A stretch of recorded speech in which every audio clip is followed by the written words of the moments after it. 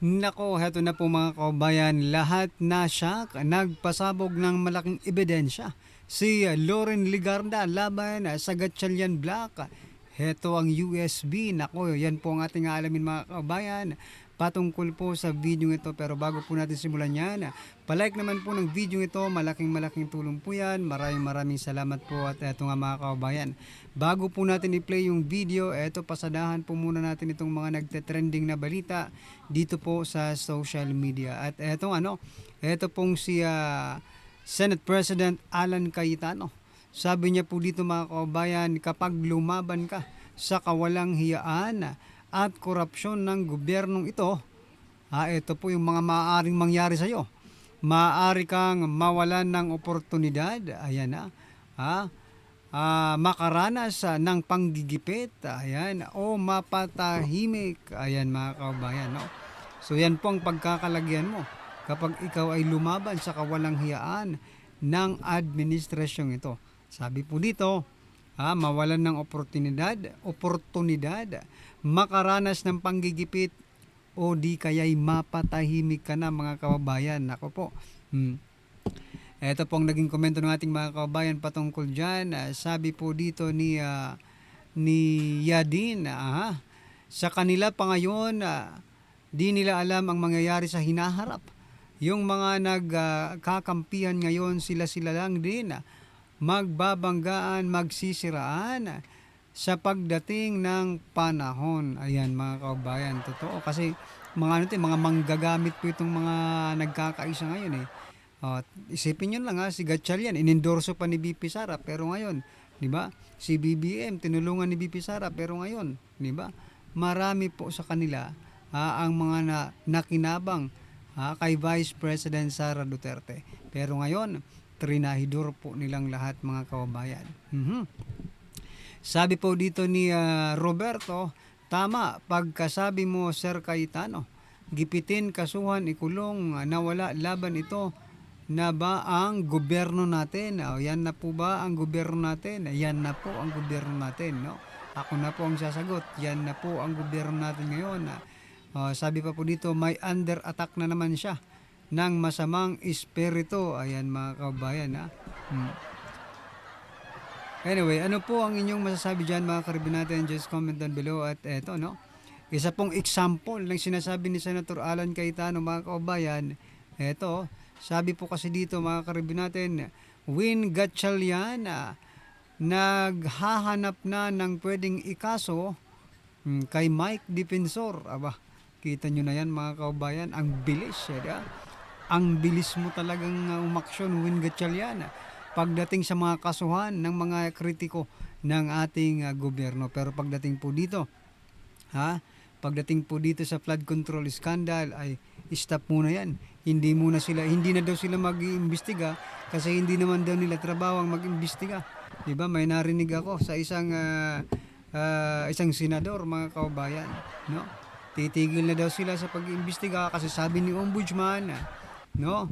Ay si Ombudsman na ang bahala mga kababayan. Aray ko po. Di ba?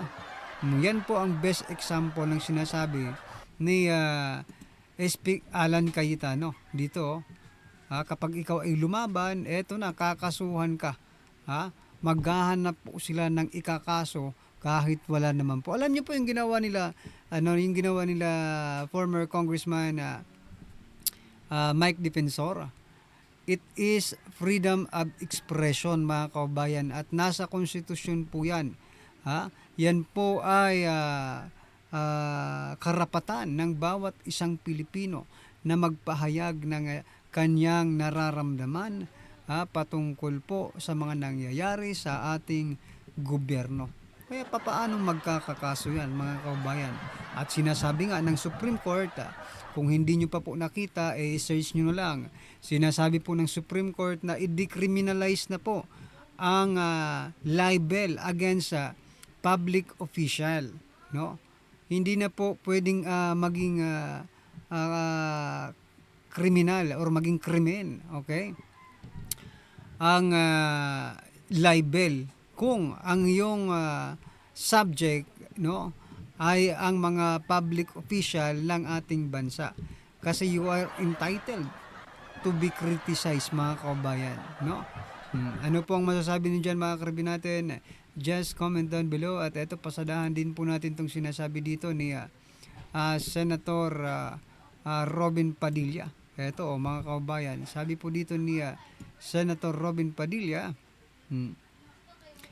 mga kasamang senador, huwag ninyo sana makalimutan na ang pag-aari ng mga Pilipino, lalo na ng mga sibilyan, ang Senado.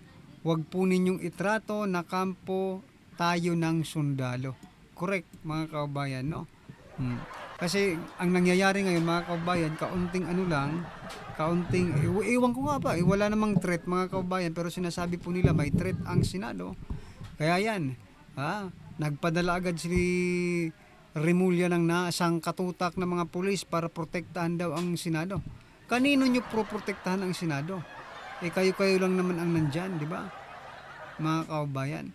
Pinagloloko lang tayo nito Pinagloloko lang ang taong bayan, di ba? At saka hindi nyo pag-aari, no? Ang Senado. Pag sabi nga po ni Senator Robin Padilla, pag-aari po yan ng mga Pilipino. Tapos isasarado ninyo, ilalockdown ninyo, aray ko po. Para ano? Para hindi matuloy yung investigasyon sa flood control. Yun talaga ang purpose ninyo, di ba? Ito po ang naging komento ng ating mga kababayan patungkol dyan. Sabi po ni Cecilio, laban Robin para sa katotohanan. Yan. Sabi po dito ni Miling, di mo ba alam na kahit senador ka, presidente, hawak pa rin tayo ng sundalo? Aba, hindi we are not, no? Hindi po tayo hawak ng sundalo. Mga pulis, pangkalsada ka, porket senador ka, di na nila pwedeng pasukin ang Senate building. Paano dyan magtago yung hinuhuli nila? Kagaya ni Bato, di nyo pinapasok mga pulis kasi may balak kayong patakasin pagkatapos butuhan. Tanga mo, Padilla ka, no? Ikaw po ang tanga, sir, no? Ma'am ba ito? Miling Medina, no? Ikaw po ang tanga, no? Kasi ang Office of the President, ang Malacanang, di ba? Ang executive, ang legislative at saka judicial branch ng gobyerno natin, co-equal po yan no? Magkaparehas lang po sila ng kapangyarihan, mga kababayan. At itong sinasabi niyang hawak tayo ng mga sundalo, sabi niya po dito kahit presidente ka, hawak pa rin tayo ng sundalo. Hindi po tayo hawak ng sundalo, mga kababayan. Ang mga sundalo ay susunod sa mga sibilyan, di ba? Because ang mga sibilyan po, mga kababayan, no, ang nasusunod. Kaya nga people power, mga karabin natin, no? Hindi ko alam kung nasaan po ang utak ni Miling, no? Sana mapunta sa dito sa taas naman, wag doon sa baba, mga kababayan. Alright, ano po ang inyong masasabi dyan, mga kababayan? Just comment down below. At eto, last po natin pag-uusapan bago po natin i-play yung video. Gusto ko lang po itong bigyan ng reaksyon. Sabi po kasi dito ni etong sino ba ito? Si Jesus Palses, mga kababayan. Yan, sabi niya dito. Teka lang Sabi niya dito, Marcos legacy. Number 1, arresting Duterte. Ayan, mga kababayan. Number 2, resisting China. Number 3, impeaching Sara. Aba, kung yan pala, mga kababayan, ang ating legasiya ni President Bongbong Marcos Jr. Okay? Yan yung kanilang pinagmamalaki. Alright? Saan pala napunta yung trilyon-trilyon na inuutang ni President Bongbong Marcos Jr. no, para sa ating bansa? Kung eto pala ang kanyang legasiya, wala naman pong involved na pera dyan di ba? Sa pag-aresto ni former President Duterte, wala pong involved na pera. I mean, legally, pero siguro illegally mayroon, mga kababayan, di ba? Kasi nga yung mga maleta, di ba, na dinideliver. Okay? Resisting China. Mayroon ba kayong naipundar man lang dyan sa pakikipaglaban natin sa China, mga kababayan? Lalo na itong impeaching Sara, no? Supposed to be walang involved na pera dyan, pero Dahil nga sa gustong-gusto nilang ma-impeach si BP, dito napunta lahat ng inutang siguro mga kababayan, no? Dito po sa pag-aresto kay Duterte, sa paglaban sa China at sa pag-impeach kay BP Sara. Yung trilyon-trilyon na inuutang taon-taon ni President Bongbong Marcos Jr., dito pala napupunta. Kasi ito ang ligasiya ng presidente, sabi po nitong taong ito. Itong si, hindi na kasi siya attorney ngayon, suspended mga kababayan. Si Jesus Palaces mga kababayan. Alright, nako. Ito naman po ang naging komento ng ating mga kababayan patungkol dyan. Sabi po dito ni Andrew, asan ang ligasiya para sa milyong-milyong Pilipino na makakagaan sa pang-araw-araw nilang pamumuhay? Hala, ramdam mo ba ito? Hindi namin ramdam yan. Sila lang pong nakakaramdam yan mga kababayan. Mayroon pa daw, sabi ni Ronald, no? Sabi ni Ronald, eto pa, arresting Kibuloy pa. Oo nga, kasi gumastos din sila dyan eh. Oo. Sabi po nito ni, hindi ko mabasa, no? Sabi niya, proud ka pa sa ganyan, ano ba magandang naidulot niyan sa sambayan ng Pilipino at sa bansa. This administration is a shame. Corruption is the main asset, deserve yachts. Ayan mga kababayan, ano po ang masasabing dyan? Just comment down below at eto, pasadahan na po natin yung video mga karabi natin. Pasok ka. Ito ang balita ngayon. Trending at pinag-uusapan ngayon sa mundo ng social media. Ang di umano'y balitang sa wakas, Senator Loren Legarda may malaking pasabog at matapang na nagsalita na sa publiko na dapat malaman ng taong bayan na tila siyang magpapayanig sa kampo ng Gatchalian Black sa Senado. Pero bago ang lahat, kung bago ka pa lamang sa aming channel, please huwag kalimutang mag-like, subscribe at i-click ang notification bell para mas maging updated ka pa lalo sa lahat pa ng bagong video na i-upload namin. At eto na nga mga kababayan, matapos ang di umano'y questionabling pagtalaga kay Gatchalian sa kanyang pwesto para di umano mapigilan lang ang Blue Ribbon Committee ni Senator Mark Coleta at ang paglantad ng mga ex-Marines, Senator Loren Legarda matapang na nagsalita na sa publiko at tila sinampal ng katotohanan ng kampo ni Gatchalian at ng palasyo. Ayon pa sa kumpirmadong balita mula mismo sa official Facebook page ni Senator Loren Legarda, hindi isang opinyon, bagkus malinaw sa saligang batas. Ang Pangulo ng Senado ay dapat mahalal sa boto ng mayorya ng lahat ng miyembro ng Senado o 13 boto. Ganito rin ang pamantayang nakasaad sa rules ng Senado para sa Pangulo ng Senado pro tempore, kalihim ng Senado at Sergeant at Arms. May dahilan kung bakit ito tinakda ng saligang batas, proteksyon sa Senado bilang isang hiwalay at kapantay na sangay ng pamahalaan. Hangad kong mapalawak ang pag-unawa ng lahat tungkol sa usaping quorum sa Senado sa maikling video na ito. Malinaw na nakasaad sa konstitusyon, walang sinumang senador ang maaaring lehitimong tumayo bilang Pangulo ng Senado batay lamang sa 12 boto. Ito ay pinagtibay sa ilalim ng 1987 Constitution.